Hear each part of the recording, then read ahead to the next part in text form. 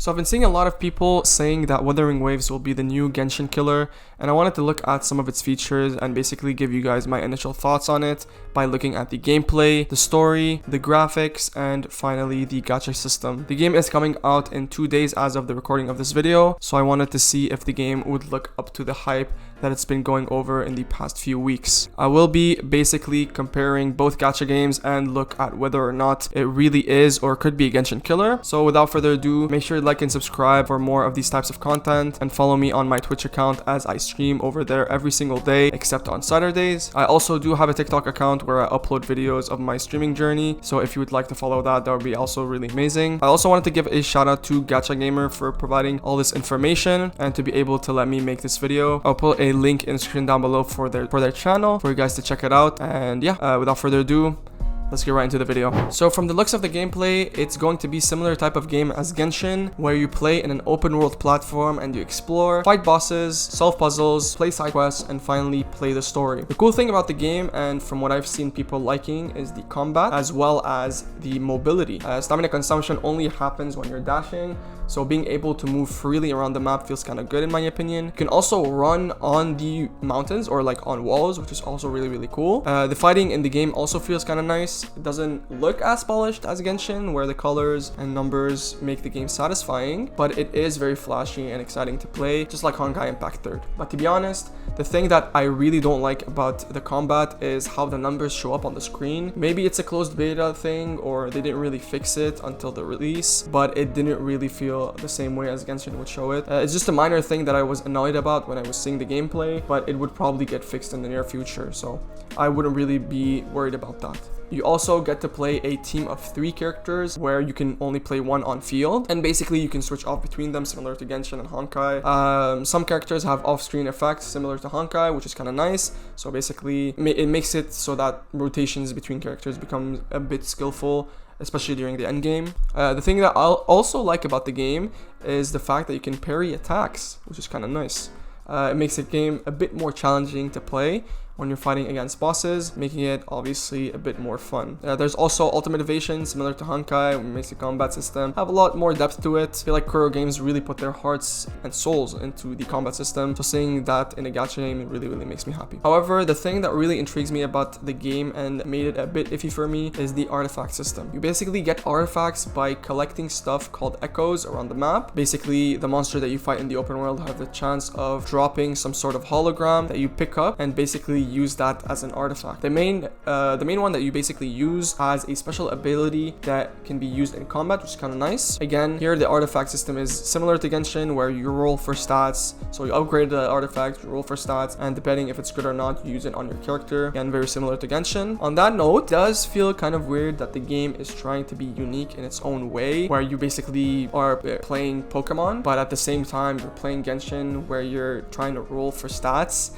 So it tries to copy Genshin in terms of stat boosts, but at the same time it tries to be unique, which is kind of weird. Again, it might be interesting once the game comes out and I start playing the game, but from a paper standpoint or from a spectator standpoint, I don't feel like it's kind of interesting in my opinion. In terms of stamina system, I have seen that it's a bit better than Genshin, where you start at 240 resin, which is pretty good, instead of 160. However, they did say that, you know, the levels to play the domains and fight the bosses have a higher stamina cost than Genshin, but again, 240 is obviously way better than Genshin, which is pretty nice. The story is also the same as any Hoyoverse game, where you choose between male and female characters, lose your memories, you're the chosen one, you have to fight the bad guys.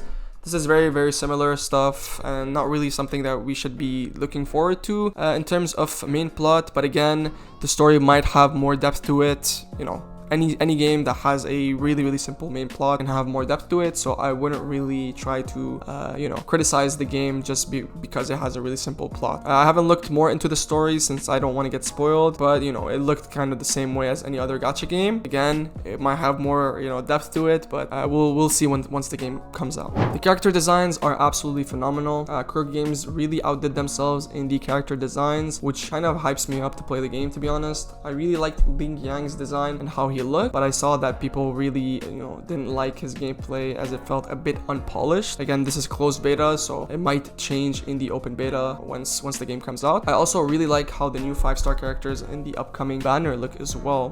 Kuro Games made sure that it's worth it of getting these characters if you really enjoy character design, so it's pretty nice. There are also other characters or 4-star characters that I really like the design of, but the video would be too long for me to list out everyone, so that's a really good thing that Kuro Games made sure, and I really am happy that they did that. However, the color scheme that the open world provides feels sort of gloomy and not good to look at. Again, I feel like Genshin did a better job at making the game more beautiful on launch, and made it kind of exciting for us newer players, or us players, to explore the world. But for Kuro's side, I didn't really like how the world offered itself to players. Again, I only saw this in closed beta gameplays, but it might all be different once I start playing the game and the game comes out. In terms of gacha system, the game will have a similar structure as Genshin, where you start with 5 banners. However, it is a bit different. In the beginner banner, you will get a guaranteed chance of getting a 5-star after 50 pulls, which is pretty nice. However, it will get discounted, so instead of it being 50 pulls, it's gonna be 40 pulls, which is pretty cool. It will give newer players a chance to try out the newer 5-stars in the game, which is also pretty nice. So for other banners, you will get a guaranteed 5-star character after 80 pulls, so 80 pity, which is better than Genshin, which is 90. However,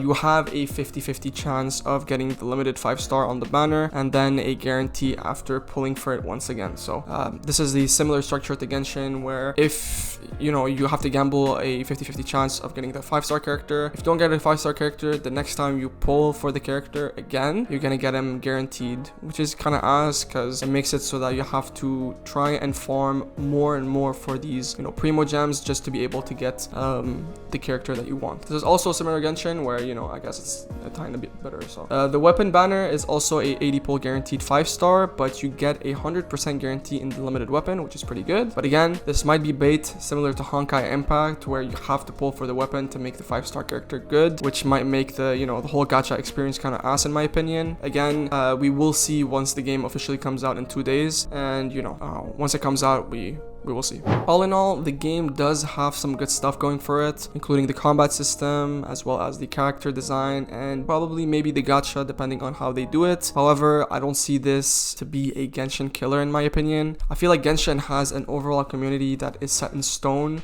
similar to games like League of Legends and Fortnite, where you can't really kill the game just by copying what it offers. However, I really am excited to play Wuthering Waves once it comes out, and will give out my overall thoughts and maybe guides on the game if it manages to interest me as much as Genshin did. But overall, thank you guys for watching the video. Make sure to leave a like and subscribe, and let me know what you guys think about what I said. If you agree or disagree, I'd be really grateful to hear your thoughts. So anyways, thank you guys so much for watching, and I'll see you in the next one.